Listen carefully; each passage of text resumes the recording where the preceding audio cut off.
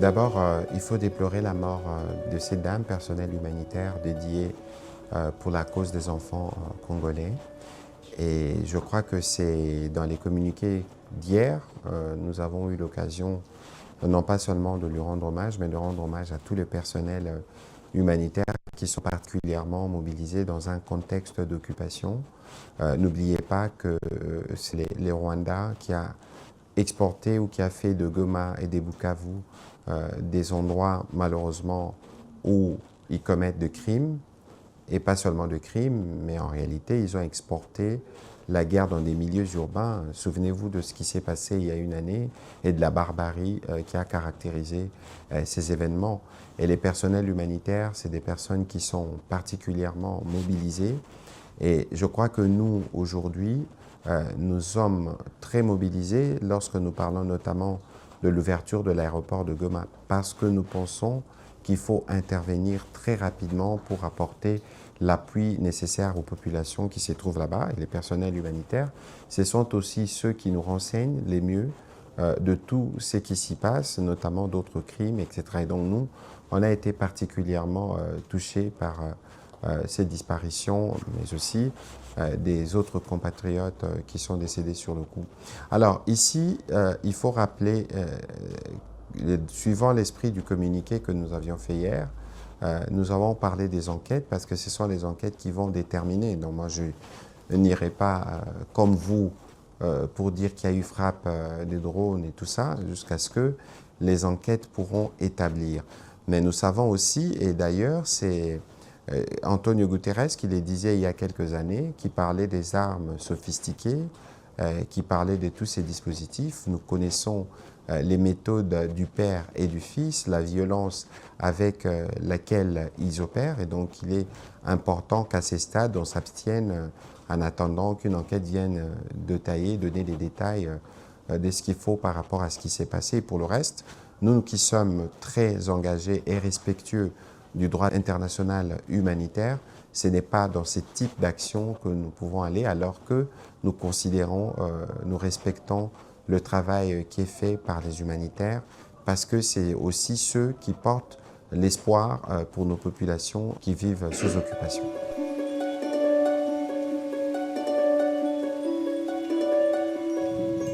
Écoutez, les premiers éléments, je crois que c'est ce que nous avons partagé. On ne pourra pas, n'oubliez pas que c'est un des incidents qui se passe dans une partie du pays sous occupation, qui est sous la responsabilité du Rwanda et du M23 pour le moment. Et nous considérons, et c'est l'occasion de le rappeler, que la première condition qui permet un retour à la normale, c'est comme le stipule la résolution 2773, c'est le départ de troupes rwandaises et la sortie du fils ou du supplétif M23. Et donc ici, l'idée pour nous, c'est de dire qu'aujourd'hui, on a vu ce que donne une gouvernance par crime, on a vu ce que donne la violence. Je pense que le temps est venu, en tout cas pour le Rwanda, de cesser de se dérober et de venir pleinement dans les cas du processus de paix pour que nous puissions appliquer ce qui avait été prévu et pour qu'ils quittent notre territoire avec les anges de la mort qu'ils traînent.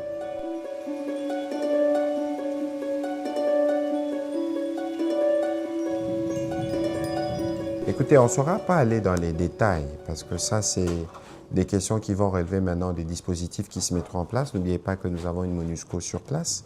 N'oubliez pas aussi que la personne qui a été touchée, de manière générale, les personnes qui sont mortes, méritent d'avoir une lumière. Et donc, dans cet ordre-là, nous allons tous attendre ce qui va se mettre en place, de sorte que nous puissions être davantage édifiés sur ce qui s'est réellement passé.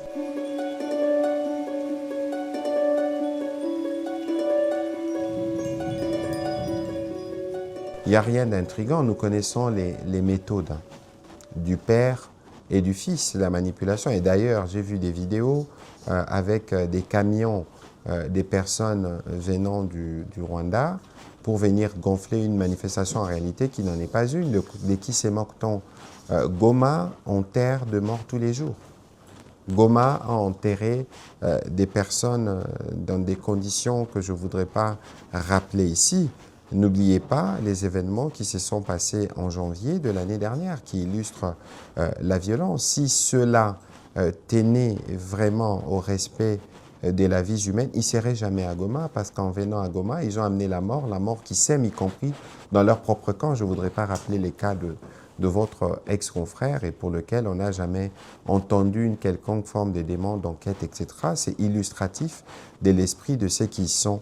Et aujourd'hui, vouloir intimider, priver les étudiants d'aller aux universités pour venir porter les messages, même si ils peuvent arriver à voir des gens s'élever, mais en réalité, c'est parce que ces gens tiennent à leur vie, parce que toute voix contestataire est sanctionnée par la mort ou par le fouet. Vous êtes au courant de tous les crimes qui s'y commettent. Quoi qu'il en soit, nous avons vu l'exemple d'Ouvira lorsqu'ils en sont sortis. C'est le même état d'esprit qu'il y a dans les chefs de nos populations à Goma, c'est le même état d'esprit qu'il y a dans les chefs de nos populations à Bukavu. Je crois qu'aujourd'hui, tout le monde le sait, les occupants en premier, qui ne sont pas les bienvenus chez nous et qui doivent rentrer au Rwanda, en tout cas pour les troupes rwandaises, et pour le reste, ils doivent aller dans les processus qui sont prévus, notamment les processus de désarmement et de démobilisation prévus par l'accord de Washington.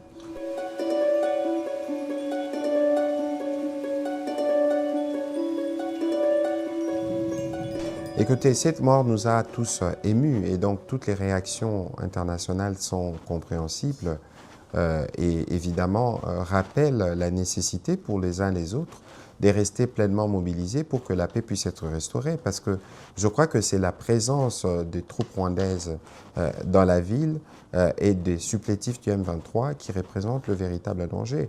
Et on connaît aussi hein, les pyromanes qui crient aux sapeurs-pompiers. Nous connaissons plusieurs stratégies. Moi, je ne suis pas expert en balistique, je ne m'hasarderai pas sur le sujet, mais il est évident que la présence de troupes rwandaises est un facteur d'insécurité, est un facteur d'instabilité. Je vous ai donné l'exemple de comment eux-mêmes ont agi sur un de vos confrères. C'est illustratif de l'état d'esprit qu'ils ont. Et donc nous, on n'accorde aucune conscience à ce qui est dit tant par le père que par le fils. Si vous suivez les pères il y a quelques jours, il a reconnu lui-même son mensonge devant CNN. Et lorsque nous vous disons que le Rwanda, c'est un pays qui produit de manière industrielle le mensonge, les fake news, la désinformation, ce n'est pas ceux-là qu'il faut penser pouvoir trouver la vérité.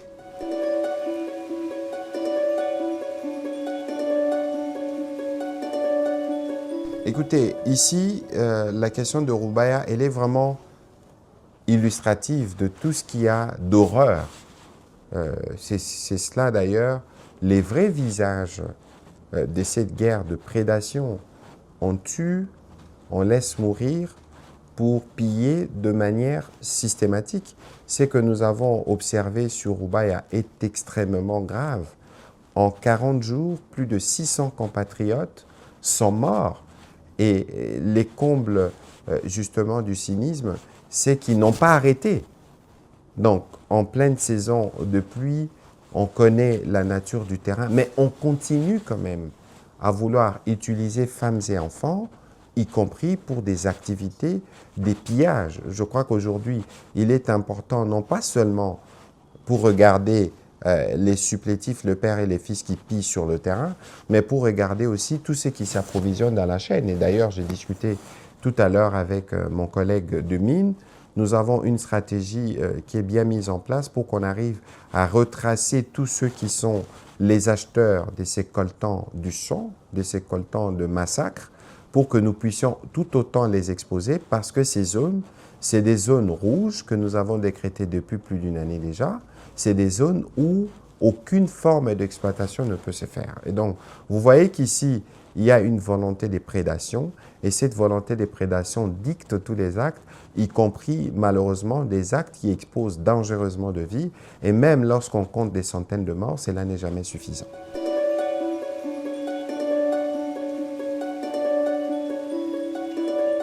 D'abord, vous faites bien de le rappeler parce que nous, la guerre, elle ne se passe sur notre territoire. Il y a des investissements publics, il y a des investissements de Congolais, Mais bien avant tout cela, il y a des vies humaines qui sont congolaises. Et donc, évidemment que dans les règles d'engagement qui nous concernent, en parlant spécifiquement de nos forces armées, nous tenons compte de tout cela. Mais les autres n'en tiennent pas compte. S'ils en tenaient compte, ils n'auraient jamais envahi Goma. N'oubliez pas les scénarios, couper l'eau, couper l'électricité. Je ne voudrais même pas parler de la mort du gouverneur quelques jours plus tôt pour s'assurer que tout est préparé pour amener plus de morts. On a attaqué des écoles, on a attaqué des hôpitaux, on a attaqué des camps de déplacés parce que c'est cela l'ADN du Rwanda. Et donc aujourd'hui, nos forces armées ont toujours été dans une posture défensive. Posture défensive, ça veut dire que nous nous assurons de bloquer, de freiner l'expansion territoriale, mais nous assurons aussi, chaque fois que de besoin, de protéger nos populations. C'est bien cela notre devoir, parce que nous sommes, n'oubliez pas, notre armée a les devoirs et la responsabilité de protéger le territoire et de protéger les compatriotes. Ce sont les autres seigneurs de la mort qui viennent, avec toute la barbarie qu'on leur reconnaît, poser des actes totalement répréhensibles pour lesquels, je dois rappeler, nous avons un front judiciaire et pour lequel, en tout cas, aucun détail ne sera oublié parce que cette fois-ci, à la différence des aventures précédentes, nous les amènerons à la justice pour qu'ils puissent en répondre. Alors, sur les processus de paix que vous abordez, je crois qu'ici, il y a lieu de rappeler que nous avons commencé les processus de paix ou des discussions avec le Rwanda depuis le mois de juillet 2022. Nous sommes aujourd'hui à la 4e année. Nous étions au 15 décembre 2024 sur le point d'en finir. Mais vous savez ce qui s'est passé. Non pas seulement que le père n'est pas venu, donc le Rwanda n'est pas venu, mais nous avons vu comment la situation sécuritaire s'est dégradée par la suite. Parce qu'en réalité, toute idée de paix, toute volonté qui va vers l'apaisement contrarie totalement les intérêts du président rwandais parce que, pour lui, son économie ne peut vivre qu'en ayant cette instabilité à l'est de la RDC qui permet de voir ces pillages entretenus notamment à Rubaya, comme nous l'avons évoqué tout à l'heure. Et donc aujourd'hui, il est évident que s'il y a un acteur qui ne veut véritablement pas du retour de la paix, c'est le Rwanda. Vous avez vu ce qui s'est passé à Uvira après la signature à Washington. Vous avez vu qui a tiré à partir d'où, de quelle manière les tirs ont été faits, comment on a utilisé des drones kamikazes sur des cibles civiles et tout ce qui s'en est suivi. Je ne voudrais vraiment pas faire le chapelet de tous les actes répréhensibles qui ont été posés entre-temps. Et ici, nous avons un médiateur américain qui, à la différence du médiateur africain de l'époque, pour qui malheureusement le Rwanda n'avait que peu d'égards. Ici, je voudrais encore citer le président Lorenzo, qui s'est particulièrement déployé, mais malheureusement, cela n'avait pas rencontré l'agenda du président rwandais. Mais ici, nous avons un médiateur qui a des leviers. N'oubliez pas qu'avant que nous ne puissions aller à la signature le 4 décembre, nous avons été dans le cadre du mécanisme conjoint de coordination des sécurités et du comité des supervisions des questions justement de sécurité, nous avons été avec les Rwandais, avec les Américains au milieu pour faire le point des responsabilités des uns et des autres. Nous avons commencé la campagne de sensibilisation telle qu'est prévue dans les annexes de l'accord par rapport au CONOPS pour sortir en tout cas les éléments FDLR qui sont dans l'infime partie du territoire d'ailleurs qui est sous notre contrôle.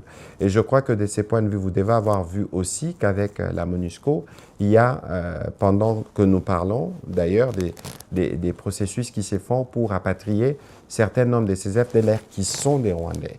La vérité, c'est que pour bien traiter la menace des FDLR, les Rwandais doivent quitter les parties du territoire qui s'occupent parce qu'il existe une cartographie aujourd'hui. On sait plus ou moins les localiser. Les médiateurs américains le savent, les Rwandais le savent.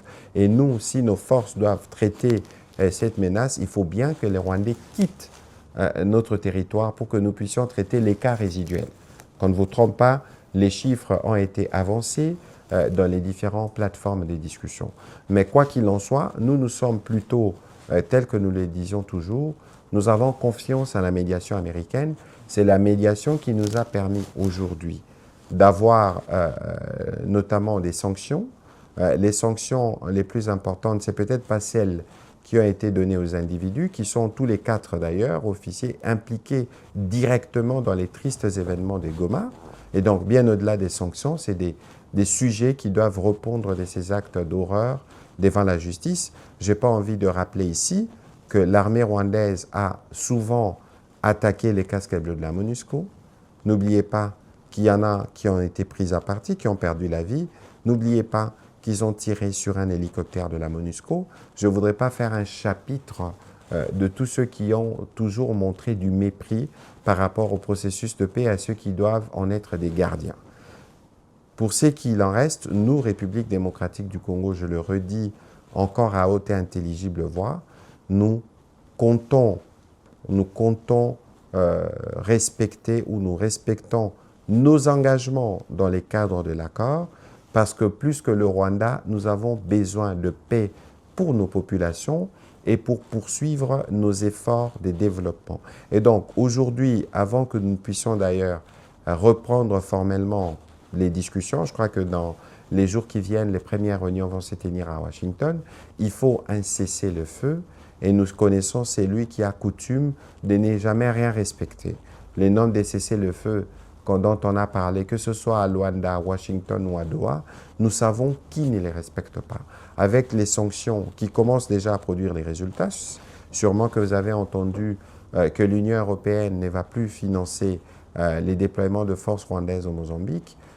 C'est une des conséquences parce que lorsque toute l'armée est sanctionnée, ça veut dire que des programmes sont compromis, des financements sont compromis et nous espérons que les moments venus, les Nations Unies tireront aussi les conséquences pour que le Rwanda, armée qui tue et qui sème la mort en RDC, ne puisse pas être armée utilisée pour des missions de paix. C'est totalement contradictoire. Et donc, ce que nous devons retenir, c'est que la République démocratique du Congo est pleinement engagée dans les cadres des différents processus et c'est cette disponibilité-là qui guide nos actions jusqu'à ce que nous allons recouvrer la paix dans l'Est de notre pays. En ce moment-là, nous pourrons nous atteler à d'autres problèmes qu'ils ont créés, notamment la question de la démobilisation et pour lequel vous avez été largement édifié cette semaine au cours du briefing que nous avons eu à ces groupes.